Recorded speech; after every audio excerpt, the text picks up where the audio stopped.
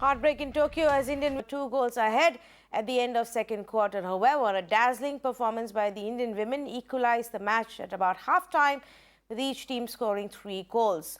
With the two sides neck to neck in the third quarter, the final goal came in the fourth quarter, with Britain scoring the fourth goal and taking the bronze home. On the other hand, the Indian team, though, won millions of heart as they charted a memorable journey from being the underdogs in this tournament to making it to the top four. So just to do a recap on what happened this morning, Hindol Basu joins me on this show. Hindol, of course, they put up a tough fight, and for them to even reach this platform and play in this manner was inspirational itself. But who stood out? And, take us through the details for those who may have missed it. Absolutely. The team showed immense strength of character. The women's team, they were down against Great Britain, but they came back and lost narrowly at the end. In fact, the end of the match, they lost out very narrowly. You have to see the campaign of the women's team. They have definitely exceeded their expectations that we had. If you remember, if in a must-win match against Ireland, the women's team scored in the last 3 minutes. Against South Africa, thrice the women's team scored and thrice they were equalized, yet we won 4-3. In the past, we were not winning these kind of matches, whether it was women's hockey or men's hockey. So this has been a huge change. The mental conditioning of the women's team has improved by leaps and bounds. And what we must also consider that this women's team is now not only about Rani Rampal or Savita Punia. Let's talk about the lesser known names and who have rose to the occasion, like Deep Grace Ekka or Sushila Chanu, Monica, Navneet Kaur, Navjot Kaur, Sharmila. They have performed exceedingly well. And this augurs really great for Indian hockey, the way the men's team and the women's team reached the semifinals. In fact, the men's team was expected to reach the semifinals, but the women's team, they have, in fact, gone one step ahead. They reached the semifinals. They were playing the bronze medal playoff matches, and definitely it augurs well for the Indian hockey. What we need right now is that all over the country, the hockey nurseries that have dried up, like Mumbai, Khadki, Bhopal, Uttar Pradesh, and Jhansi, all these places should revive. Then only Indian hockey will go even on the upward scale. Now it is concentrated on traditional hockey nurseries like Punjab, Odisha, and Coorg. But once we see that the other centers also revive, then certainly the good days of Indian hockey is in the future. And we can expect that in the Paris Olympics, the medal that the men's team won, the color of the medal might change. And for the women's team, we might see that they land up a medal at Paris 3 years from now. Yes, 3 years from now, in the next round, hopefully, they'll get their hands at a medal. Let's also, Hindol, talk about Bajrang Punia, who lost today and will now be fighting for the bronze tomorrow. He lost to Azerbaijan's Haji Aliyev. How did that go, and is there hope the way he's been performing for a bronze tomorrow? Bajrang has a good chance, and he will be facing, most probably, he will be facing Daulat Niyazbekov of Kazakhstan.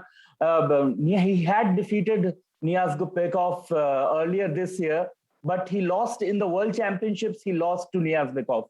So the fight, the head-to-head that Niyazbekov and Bajrang have is more or less similar, but latest Bajrang had won earlier this year. So maybe he can land up a bronze for the country. Against Haji Aliyev today, definitely Aliyev was a much superior wrestler. We were expecting that Bajrang could progress to the finals. He was one of the best bets in wrestling. But what was hampering Bajrang was the injury to his right knee. He came into the tournament, into the Olympics with an injury that he sustained during his practice while he was in Russia. And though that injury did not flare up badly, but it was certainly affecting him and his movement, his speed on the mat. And if you had seen the matches of Bajrang, the first round, the second round, even in the match against Haji Aliyev of Azerbaijan, the opponents were targeting his right knee and they were trying to gain points. Bajrang was always evasive, trying to save his right knee, but that somehow costed him some speed and some strength. That is why he came out on the losing side against Haji Aliyev. But had that not been the case, might be a different thing today. He might have moved into the final and faced Takuto Otoguro, who moved into the final of Japan. He moved into the final after defeating Gazimurad Rashidov of Russia in the other semi-final. Okay, very quickly, I'm a little short on time, Indol, but I did want to ask you also about, the incident that happened after his match, where the foreign coach assaulted the referee, and in fact, this is Deepak Punya's foreign coach Murad Gaidarov, who's been sacked from games on charges of physical assault. Is that a common thing that coaches lose temper in such a way? I know that Deepak Punya was not very happy with the results. In fact, they had even challenged it and they didn't get that challenge in their favor. But to go ahead and assault a referee and then to be sacked and removed from the Olympics village? Well, Tanvi, the latest in this incident is that Gaidarov has been sacked by WFI, the Wrestling Federation of India. The Wrestling Federation of India Secretary Vinod Tomar spoke to me just a while back, and he mentioned that this is not acceptable. The thing that Murad Gaidarov got involved in after the bout of Deepak Punya, this is not acceptable. The reason that WFI had to take this decision, in fact, sacking Gaidarov, is because UWW, the international wrestling body, United World Wrestling, it's the full form of UWW is United World Wrestling, they would have sanctioned WFI because Gaidarov was ultimately, he was employed with WFI. So India's wrestling federation, the WFI, would have faced sanctions from UWW, and that is exactly the reason why Gaidarov got sacked. But this is such kind of incidents are very unsavory, this unsportsmanlike, and in wrestling match, definitely these kind of, we have seen in nationals, in lower level tournaments, such kind of incidents taking place. But at an stage like the Olympics, this is totally unprecedented. And what WFI has taken, the decision, is definitely the right direction. All right, Hindol, thanks so much for joining us. As always, good to have you with us with all the insights and updates.